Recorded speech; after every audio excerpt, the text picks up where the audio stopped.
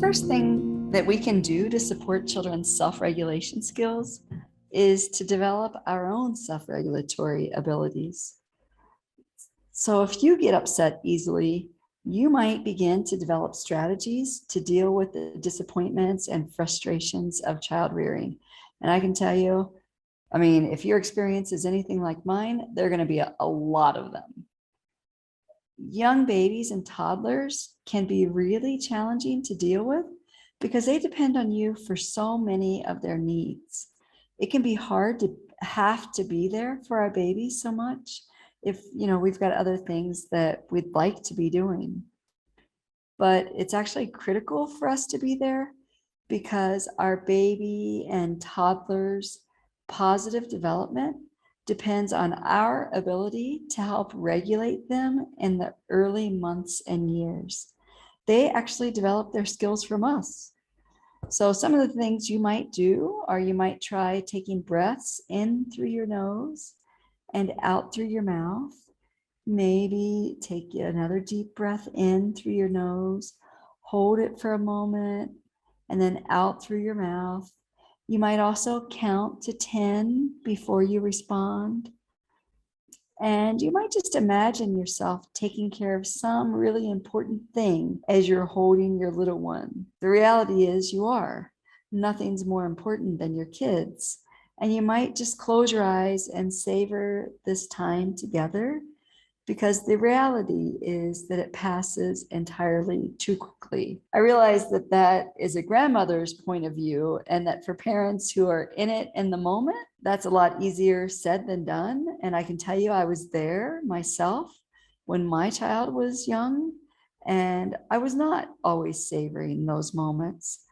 But now as a grandmother, I see this so much more. I hear it from every parent that I've ever spoken to. They say, I wish I would have taken more time to savor and just be with my kids.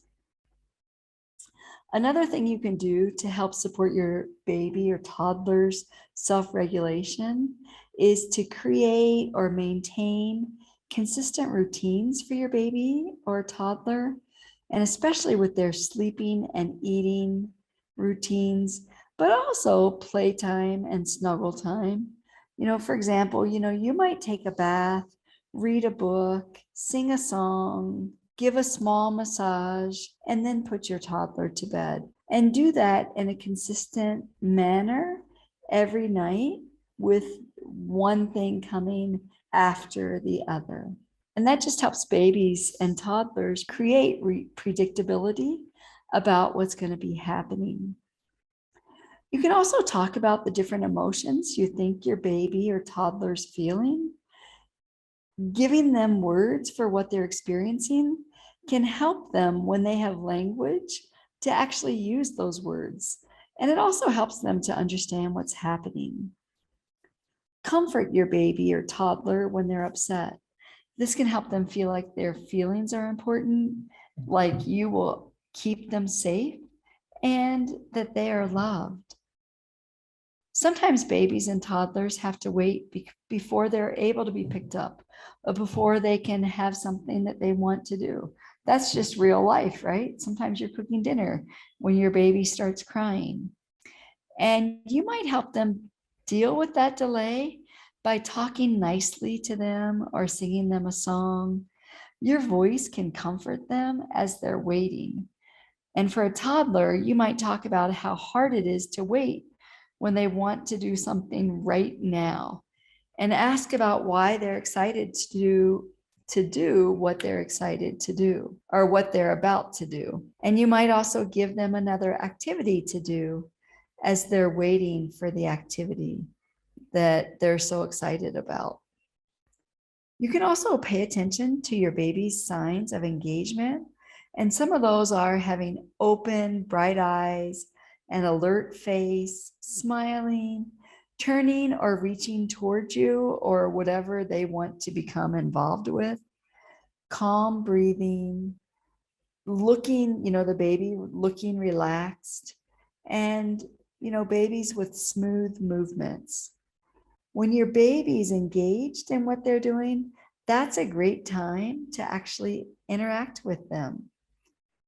Pay attention to your baby's signs of disengagement as well. And some of those are turning away, grimacing, frowning, crying, irregular breathing or shallow breathing, arching their backs, hiccuping, sneezing, yawning, becoming fussy, a limp or stiff posture, jerky movements, agitated movements.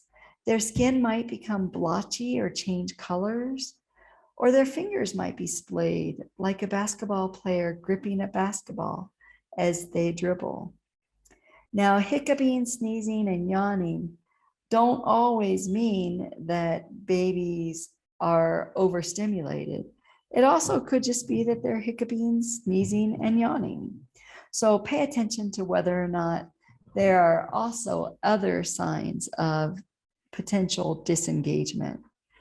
And when your baby has a few of these signs, you might consider stopping whatever you're doing with them, picking them up, and decreasing the amount of stimulation that they're being exposed to. When your toddler has temper tantrums, name and validate their feelings. If, like, for example, it frustrates you when you drop your toys, or it's hard to stop playing when you're having so much fun. Let's make sure we play this game again tomorrow. This can help your toddler feel understood, and at times, it might be enough to help calm them down. It also helps your toddler to have a better understanding of what they're feeling and to begin to manage their feelings better. After naming and validating your toddler's feelings when they have a temper tantrum, you might also redirect their behavior to a new activity. Here, why don't you come play blocks with me? I'd love to get to play with you. This can help them to be okay with this limit that you've placed on them, and then to move on to a new activity, something that they might not be able to do on their own. It's hard to stop doing activities when our babies and toddlers are having a lot of fun, and they might really protest if we stop them without warning.